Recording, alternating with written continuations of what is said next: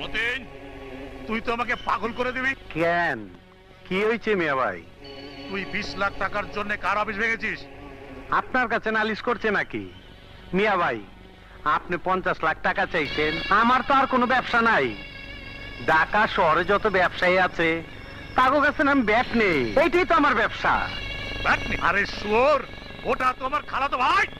আপনার আত্মীয় স্বজন মদের ব্যবসা করে। মিয়া ভাই, আপনারা তো ঠিকই আছে, খালি ভুল করছি আমরা। টাকা তো মিয়া ভাই নিয়ে নিছি, আমি কিন্তু টাকা ফেরত দিব না। তাহলে আর কি? ওই পুরো 50 জোগাড় হয়েছে? টাকার কথা শুই না আপনিও চুপ হয়ে গেলে। হায় হায়, কাঠের পুতুল কিন্তু টাকার কথা শুনলে মুখ খুলে যায়। মিয়া ভাই, খুব ভালো কথা শুনাইলেন।